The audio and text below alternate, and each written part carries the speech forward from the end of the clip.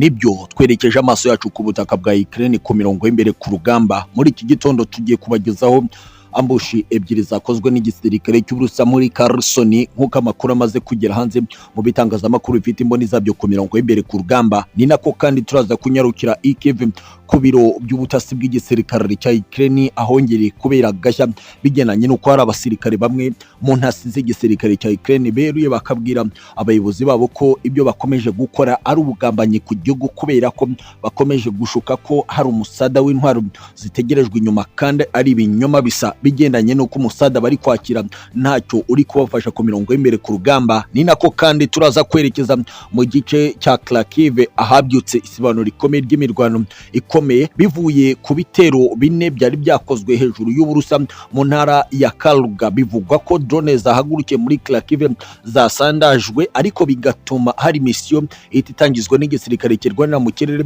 cy'Uburusiya. Uraza kumenya ibyabereye muri iyo misiyo y'igisirikare cy'Uburusiya ku butaka bwa Ukraine muri Kharkiv. Nikaze mweze kuri izi page rutura, zimwe muri page ziremereye ku mutekano, politiki na diplomasi mu rwego mpuzamahanga. Amakuru azindutse muri iki gitondo arerekana ko Uburusiya bwa Perezida Vladimir Putin bukomeje ibikorwa by'ingenzi ku mirongo y'imbere ku rugamba, bigendanye n'uko ubushotoranyi bw'abasirikare ba Ukraine busa nabwo n'ubukomeza kwiyongera, ariko bagakora ibishobora gushyira mu kaga abaturage bari mu bice bigenzurwa n'Uburusiya bwa Perezida Vladimir Putin. Amakuru y'ingenzi kuri ambushe zimaze gukorerwa muri Kherson, igice kigenzurwa n'igisirikare cy'Uburusiya, niyo itumye abasirikare barenga gato 46 ba Ukraine batakaza ubuzima bwabo. Ikinyamakuru Belarus gifite imboni zacyo muri aka gace k'amajyepfo ya Ukraine muri Kherson kiti ibikorwa by'Uburusiya mu gice cyose cya Kherson kigenzurwa n'Uburusiya bikomeje kugaragaza ko badashaka rwose gushyira mu kaga abaturage bahatuye. Ibi byatangiye mu masaha y'isa 10 z'urukerera, ubwo abasirikare ba Ukraine bazindukiraga mu bikorwa bya operasiyo ku kugaba ibitero mu bice by'abasivile bari mu birometero 4 uvuye aho zone igabanya Uburusiya na Ukraine mu buryo bwo kugenzura Kherson baherereye. Abasirikare ba Ukraine babaye nk'abakora umurongo umwe gusa kugira ngo birinde gutatana no kuyobya uburari, basa rwose naberekeza muri icyo cyerekezo kirimo abasivili. Ariko amakuru ya za radar zigenzura buri kantu kose gatambuka gasatira ibice bigenzurwa n'Uburusiya yari yamaze kumenyekana ko hari ibitero by'abanya-Ukraine bigiye guhemukira abaturage. Ibi byatumye abasirikare b'Uburusiya batega ambushi yubatswe nka V, ku buryo ibintu byari byabaye bibi cyane. Abasirikare b'Uburusiya bakoze V, abandi basirikare ba Ukraine bari bakoze umurongo umwe, baza rwose binjira muri ya V kugeza ubwo abasirikare b'Uburusiya babagoterwa hagati. Abasirikare ba Ukraine bemera kumanika amaboko. Iyo nambushi yabaye mu masaha y'urukerera cyane. Mu kanya gato gashize mu masaha y'isa moya nanone ikindi gitangazamakuru Russia Gazeta nacyo gisohoye indambushi yakorewe mu gice cyose cya Kherson. Bivugwa ko hari ambushi yakozwe n'abasirikare 4 ba Ukraine basa n'abagenda imbere y'abandi bategura amayira y'ahagomba gukorerwa ibitero shuma. Amakuru y'ingenzi agaragaza ko abo basirikare uko ari 4 mu gisirikare cya Ukraine bafatiwe mu tego neza ukebera umugezi wa Dnipro. Bivugwa ko aba bafashwe kandi bari bamwe mu basirikare b'ingenzi bamenyereye n'amayeri y'urugamba no gushushanya ikarita y'ahagomba kubera imirwano.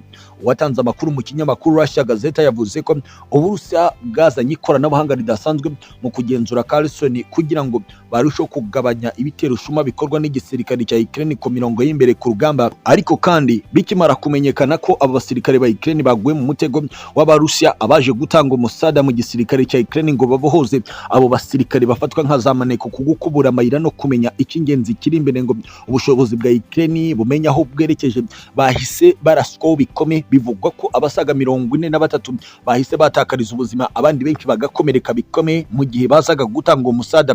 Ni nako ku ruhande rw'Uburusiya byavuzwe ko hari abasirikare 2 bakomeretse nabo mu buryo bukomeye muri iyo mirwano yo gushaka kurinda abari bamaze kugwa mu mutego biganza by'abasirikare b'Uburusiya. Ni nako kandi amakuru akomeje kwerekana ko muri Kharkiv ibintu bikomeje naho gukomera cyane. Bivugwa ko igisirikare cya Ukraine cyagabye ibitero ku butaka bw'Uburusiya gikoresheje amadrone n'ibisasu biraswa mu ntera ndende, ariko ubwirinzi bw'igisirikare cy'Uburusiya bisandaza mu kirere izo misile zarasiwe muri Kharkiv ndetse na drone zari ziri muri icyo gikorwa. Amakuru agaragaza ko Uburusiya nabwo bwahise butegura misiyo iremereye cyane yo gukoresha indege z'intambara kujya gutwika bidasanzwe ibikorwa remezo by'igisirikare cya Ukraine bikoresherezwaho ibyo bitero bijya kwataka Uburusiya bwa Vladimir Putin. Watanze amakuru mu kinyamakuru Bomb Today muri iki gitondo yavuze ko kuva mu masaha akuze y'ijoro ibikorwa bya Ukraine byataka ikirere cy'Uburusiya, ari nabwo indege y'intambara y'igisirikare cy'Uburusiya mu bwoko bwa Su-34